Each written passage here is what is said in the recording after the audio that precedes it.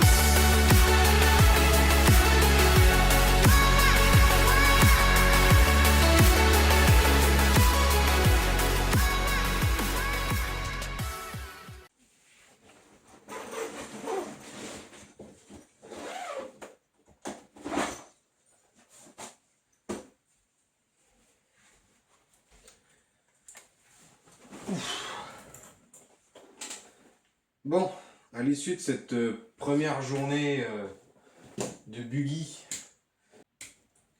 qui s'est passée, ma foi, difficilement pour moi.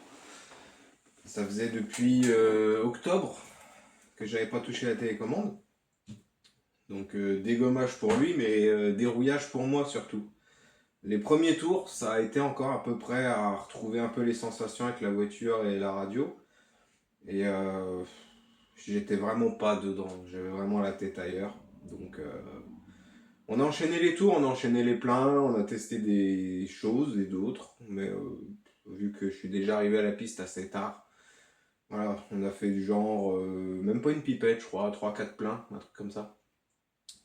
Donc voilà, mais ça a permis au moins d'établir un peu la stratégie et le setup de base qu'on va utiliser pour le premier championnat de France.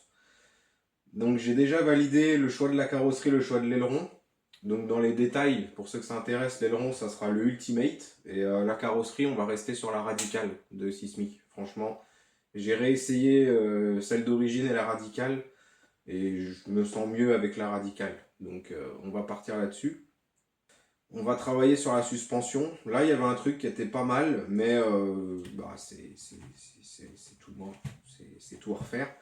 La voiture, elle en elle-même, elle a pas mal de soucis, notamment la cellule à l'avant qui est complètement éclatée.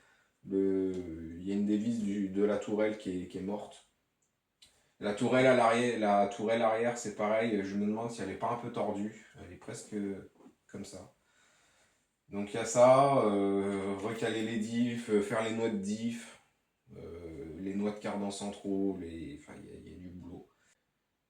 Je pense que je sais pas comment Vincent va monter cette vidéo, je sais pas, libre à lui. Je pense même qu'il va nous faire des transitions de malade, donc voilà. Puisque dans toutes mes vidéos j'essaye de vous spoiler la suite. Là, j'ai rien. Si, j'ai peut-être quelque chose.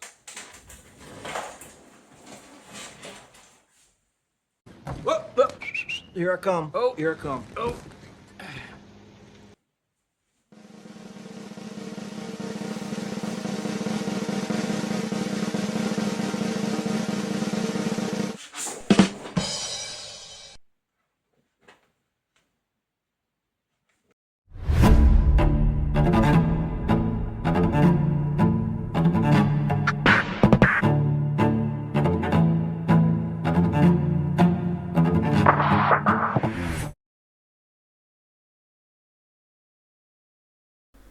Jour 2. Ah, une petite voix off, ça faisait tellement longtemps, ça vous avait pas manqué. Ça m'a pris pas mal de temps, mais le buggy neuf tarde à arriver. Du coup, je retape l'ancien châssis avec les pièces neuves du Trugy. Le pauvre, il est pas près d'être fini. On a retravaillé les pistons, et grâce à mon mentor et au fournisseur, on a trouvé quelque chose de plutôt efficace. Déjà, il y a un moment que je te le dis que les amortisseurs, ça rebondit, ça va pas. Du coup, le mécano ferme sa gueule.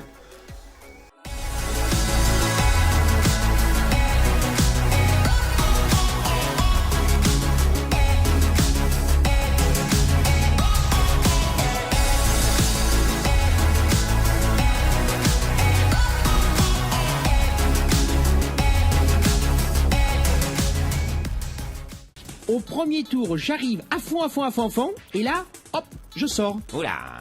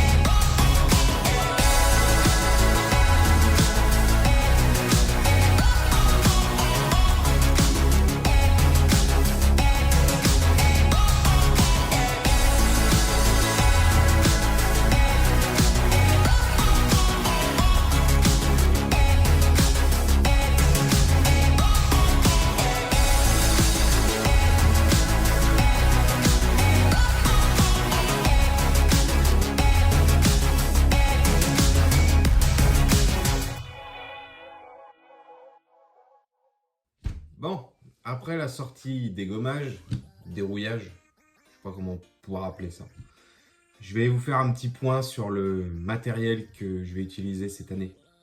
Il y a beaucoup de changements. On va commencer par les cerveaux. Du coup, 2026, après m'être fait harceler par mes collègues du club en un 5e, ah, je les ai écoutés. HRC.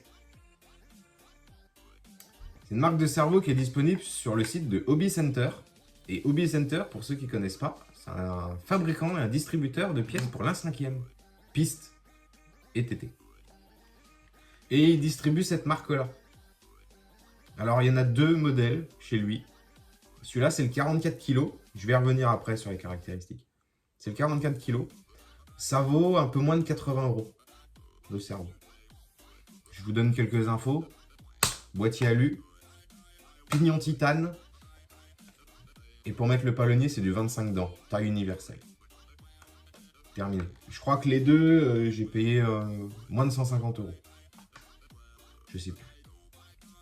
Va voir. Regarde. Et il y a une autre référence où ils sont un peu plus forts encore. On doit être dans les 60 kg, je crois. Va voir. Je sais plus. Surprise du chef.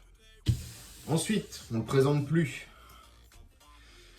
les moteurs, évidemment, de 2026. Donc, pour ceux qui n'ont pas vu, on a fait cet hiver une vidéo sur les moteurs nitro, qui est en deux parties. La partie 1 correspond aux caractéristiques des moteurs nitro. La partie 2, on reconditionne mon VSB1, mon moteur d'entraînement. Donc voilà, vous pouvez le faire.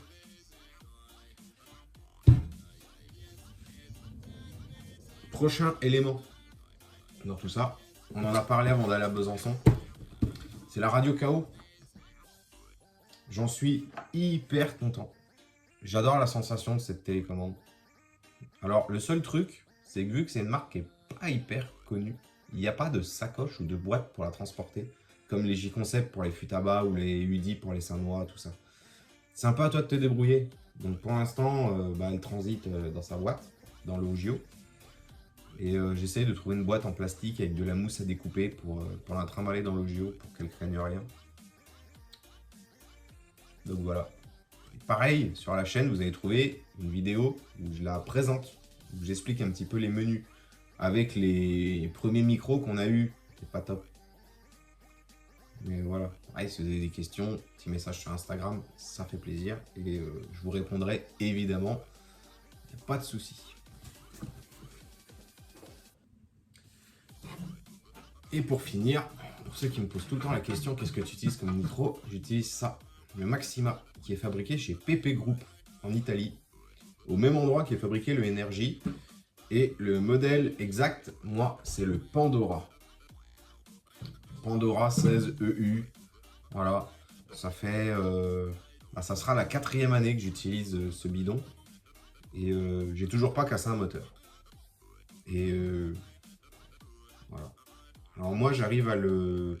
Je le prends chez SBR Modélisme.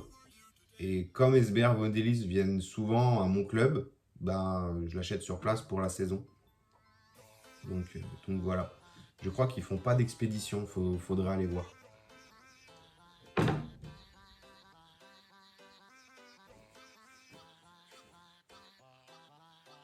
Il manque pas un truc?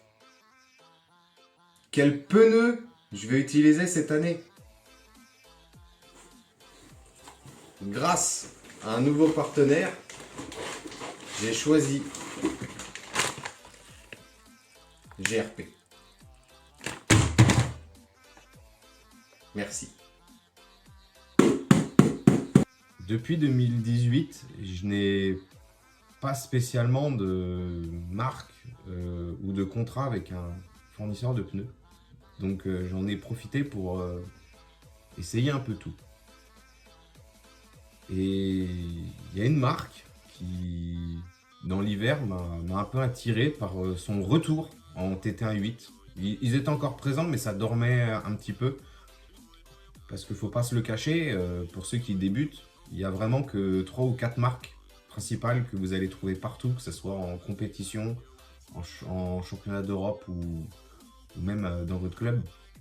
Il y a Sismic, société française, Outrace, Matrix, et si j'en mettrais une 4e, je mettrais un peu J-Concept. Voilà. Mais il y a une marque chez un de nos revendeurs français qui distribue ceci.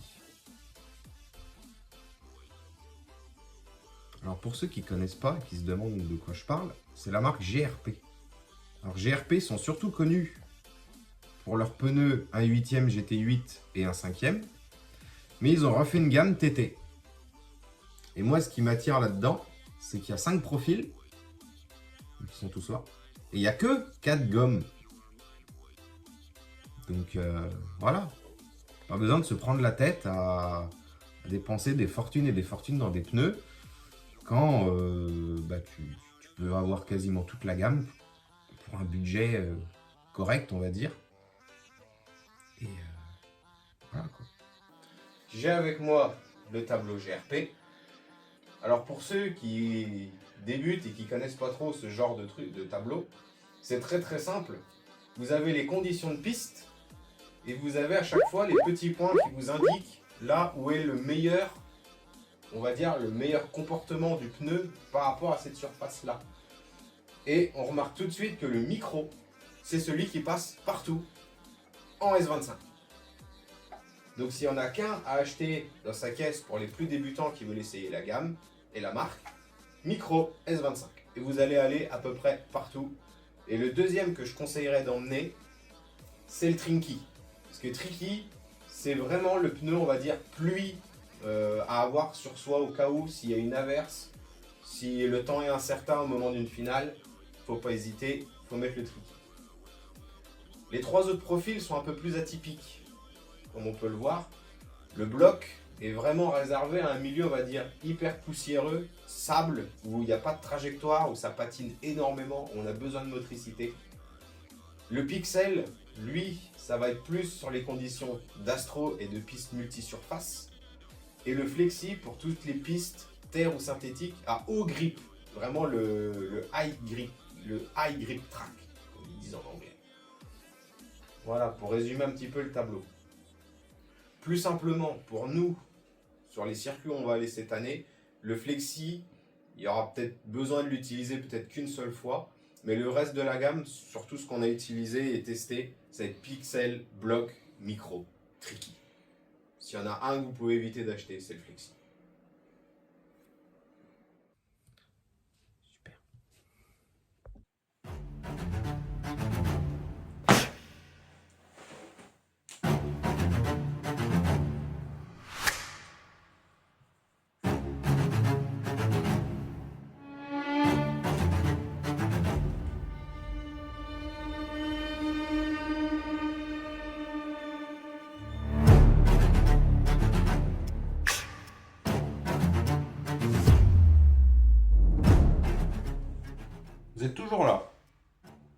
Quoi, le nouveau logo, ça vous suffit pas?